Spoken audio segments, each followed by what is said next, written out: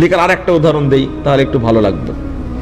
190 নম্বর হাদিস, ইবনে মাজার মধ্যে আসছে, রাসূল সাল্লাল্লাহু আলাইহি ওয়াসাল্লাম একদিন জাবেরকে বলছেন, জাবের ঘটনা কি, তোমার মনটা তো খারাপ কেন? তো জাবের রাদিয়াল্লাহু আনহু বলছেন যে মাতা আবি ওয়া তারাকা ইয়ালান ওয়া দাইনান। আল্লাহ রাসূল, মনটা খারাপ এই জন্য, আব্বা মারা গেছেন, উহুদের যুদ্ধে শহীদ হয়ে গেছেন, অনেক ঋণ রেখে গেছেন, আর আর ছোট ছোট বাচ্চা কাচ্চা রেখে গেছেন। এই ভাই বোনদের একটা টানতে আর ঋণ পরিশোধ করতে আমার অবস্থা একবারই খারাপ, মনটা খুব দুর্বল। তবে জাবেরের সাথে আল্লাহ রাসূলের সম্পর্ক ছিল খুব মধুর, খুবই মধুর। জাবের ওই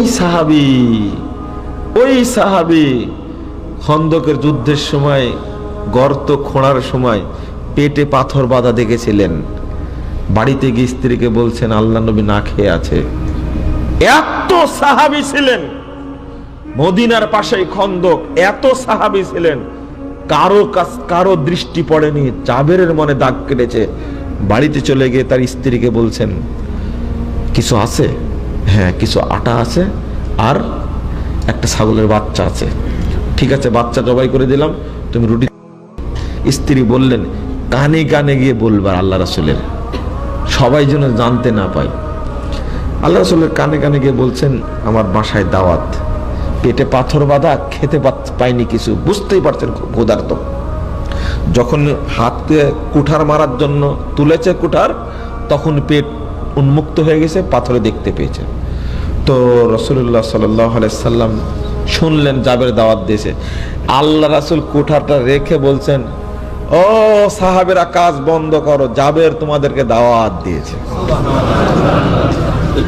এই হলো জাবের রাদিয়াল্লাহু আনহু। সবাই যাচ্ছে, স্ত্রীর দেখে মাথায় খারাপ, ছাগল তো একটু, সাহাবী হলো 1800, একটু আটা, কলাত কাদা ওয়া কাদা। জাবেরকে দেখে তার স্ত্রী খেপে গেছে যে এই তোমাকে কি বললাম, করছোটা কি? আচ্ছা, আমি কিছু বলতে পারবো না, আমি আল্লাহ রাসূলকে কানে কানেই বলেছি, কিন্তু এলান করেছে আল্লাহ রাসূল, দায়িত্ব আমার না। জাবেরের মুখ দেখে চিনতে পেরেছেন। রাসূল সাল্লাল্লাহু আলাইহি ওয়াসাল্লাম বললেন জাবের, তুমি রুটি বানাতে বলো, আর বাটিতে গোশত তুলতে থাকো, যতক্ষণ না ফুরাই ততক্ষণ তুলতে থাকো। আলহামদুলিল্লাহ, আলহামদুলিল্লাহ।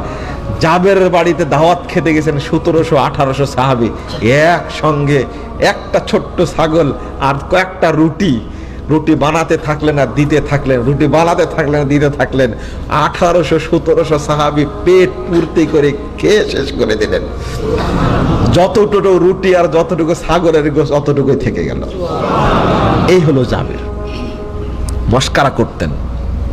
দেখেন প্রিয় মানুষ কারা, এত প্রিয় ছিলেন আল্লাহ রাসূলের কাছে, এত প্রিয় ছিলেন জাবের। আপনারা কি প্রিয় হতে পারেন না? আমার যেন আক্ষেপ লাগে। কি চমৎকার সম্পর্ক জাবেরের সাথে, আশ্চর্য। যুদ্ধে যাচ্ছেন, দরিদ্র মানুষ, উটটা খুব দুর্বল। তো বলছে কি ব্যাপার জাবের, ঘটনা কি? সবার পিছনে যে কথা, আয়া আল্লাহ রাসূল আমার উটটা খুব বুড়া হয়ে গেছে, তো এই জন্য জোরে যেতে পারছে না। আল্লাহ রাসূল দিলেন এক খুঁসা। উটকে খুঁসা দেওয়ার কারণে এই বুড়া উট, দুর্বল উট এত তেজি হয়ে গেল কাফেলার সবার আগে। বলছেন যে উটটা বিক্রি করবো না? না, এটি আপনি এমনি নিয়ে নেন। বলছেন না না না, আমি বিক্রি করলে নিব। আচ্ছা ঠিক আছে, আপনি বিক্রি করবো, তবে মদিনা যাওয়া পর্যন্ত শর্ত, আমি মদিনায় গেলে দিয়ে দিব। মদিনায় গেছে, উট দিয়ে টাকা নিয়ে নিয়েছেন, নিয়েই খুব খুশিতে জাবের রাদিয়াল্লাহু আনহু, বুড়া উট, দুর্বল উট বিক্রি করতে পেরে খুশিতে বাগবাগ, একবারে টাকা নিয়ে চলে যাচ্ছে। আবার ডাকছে যে জাবের শুনো। এবার জাবের রাদিয়াল্লাহু আনহু মনটা খুব খারাপ, মনে করছে মনে হয় উট মনে ফেরত দেয়া টাকা, মনে হয় উট আমাকে ফেরত দিয়ে টাকাটা দিয়ে দেবে। ইন্না লিল্লাহ, কেমন হলো। আল্লাহ রাসূলের কাছে যাওয়ার পরে এবার আল্লাহ রাসূল বললেন যে জাবের কি ব্যাপার? তো মনটা খুব খারাপ, কথা বলছে না। যে ঠিক আছে, ওয়া মালুকা ওয়া জামালুকা খুজ মালাকা ওয়া জামালাক, ঠিক আছে তুমি টাকাও নিয়ে যাও, উটও নিয়ে যাও। কি সম্পর্ক থাকলে এমনটা হতে পারে? জাবের বিয়ে করছো? করেছি। তো কি কুমারী মেয়েকে না বিধবাকে? তো বিধবা মেয়েকে বিয়ে করেছে। তখন আল্লাহ রাসূল বলছেন যে তুলাইবুহা ওয়া তুলাইবুক, তুমি কুমারী মেয়েকে বিয়ে করতে, তুমি ওর সাথে খেলতে, ও তোমার সাথে খেলতো। জাবের এমন একটা জবাব দিয়ে দিলেন। আসলে আমিও কথা বলতে বলতে বারবার জাবের বলছি, জাবের রাদিয়াল্লাহু আনহু বলা উচিত। মানে আমার কথাটা মানে এত আন্তরিকতার সাথে বের হচ্ছে, মনে হচ্ছে যে এই খুব স্বাভাবিক, খুব দামি সাহাবী একজন। তখন জাবের রাদিয়াল্লাহু আনহু উত্তর দিলেন, এমন উত্তর দিলেন আল্লাহর নবী একবার চুপে গেলেন, কোনো কথা বলতে পারলেন না। আল্লাহ রাসূল, আমার অনেক ছোট ভাই বোন আছে, যদি কুমারী মেয়েকে বিয়ে করি এরা ভাই বোনদেরকে লালন করতে পারবে না, আমার ভাই বোনদের যেন লালন যেন করতে পারে, এই জন্য আমি বিধবা মেয়েকে বিয়ে করেছি। আর জবাব আছে আল্লাহ রাসূলের। এই জাবেরকে জিজ্ঞেস করছেন একদিন, কি ব্যাপার জাবের, তোমার মনটা খারাপ কেন? তখন জাবের রাদিয়াল্লাহু আনহু উত্তর দিচ্ছেন। এবার আসল ঘটনায় আসেন, মাঝখানে অনেক দূরে চলে গেছিলাম আমরা। তো বলছে আল্লাহ রাসূল, অনেক ঋণ রেখে গেছে, আর ছোট ছোট বাচ্চা কাচ্চা রেখে গেছে, এদের খেতে দিব না, ঋণ পরিশোধ করবো এই নিয়ে। তো রাসূল সাল্লাল্লাহু আলাইহি সাল্লাম বললেন, আফালা তুবাশশিরুক, জাবের তোমাকে একটা সুসংবাদ দেই। তো আমা তুবাশশিরুন, আমাকে সুসংবাদ কি দিবেন? কি সুসংবাদ দিবেন আমাকে? আমার যে ঋণ আর যে দরিদ্রতার কষাঘাতে মাজা সোজা হয় না, আর আপনি এই মুহূর্তে আমাকে কি সুসংবাদ দিবেন? তখন বলছেন, জাবের শোনো, লাকি আল্লাহু আবাকা ওয়া কাল্লামা বিকি ফাহিন, জাবের আল্লাহ রাব্বুল আলামিন তোমার বাপের সঙ্গে সাক্ষাৎ করেছেন। জাবের আল্লাহ তোমার বাপের সঙ্গে, তোমার বাপ আল্লাহর সঙ্গে সাক্ষাৎ করেছেন, এইটা না, লাকি আল্লাহু আবাকা, আল্লাহ তোমার বাপের সঙ্গে সাক্ষাৎ করেছেন। ভাষাটা বুঝবেন, তোমার বাপ আল্লাহর সঙ্গে সাক্ষাৎ করেছেন এইটা বেশি গুরুত্বপূর্ণ না আল্লাহ তোমার বাপের সাথে সাক্ষাৎ করেছেন এটা গুরুত্বপূর্ণ? আল্লাহ সাক্ষাৎ করেছেন এবং কথা বলেছেন আল্লাহ তোমার বাপের সাথে কোনো পর্দা ছাড়াই সরাসরি কথা বলেছেন। এর নাম হলো লিকা। বুঝাতে পারলাম কি? এবার জাবের রাদিয়াল্লাহু আনহু বলছেন, মাকাল্লামাল্লাহু বিমা আল্লাহ, আব্বা আল্লাহকে কি বললেন? এতক্ষণ কথা বলেন, এবার মুখ খুলেছেন। আচ্ছা তাহলে আব্বা আল্লাহকে কি বললেন? আব্বার সাথে আল্লাহর কি কথা হলো?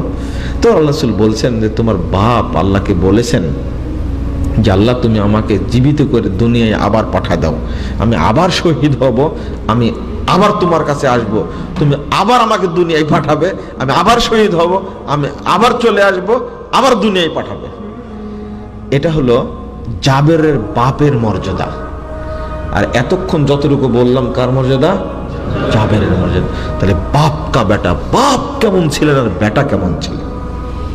শেখ আব্দুল ওয়াসি বললেন, নিজেকে যেমন হতে হবে সন্তানকেও সেমন করতে হবে। এইটা লেখা বুঝালাম। চিন্তা করেন বান্দাকে আল্লাহ কত ভালোবাসেন, মৃত্যুর পর পরই আল্লাহ বান্দার সাথে সাক্ষাৎ করেন। মানে কি বুঝলেন? এখন আপনার ঠেকা বেঁধেছে আল্লাহকে সন্তুষ্ট করা। যখন আপনি নেক আমল করে মারা যাবেন তখন আল্লাহর দায়িত্ব হয়ে যাবে আপনাকে সন্তুষ্ট করা। কথা বোঝা গেছে?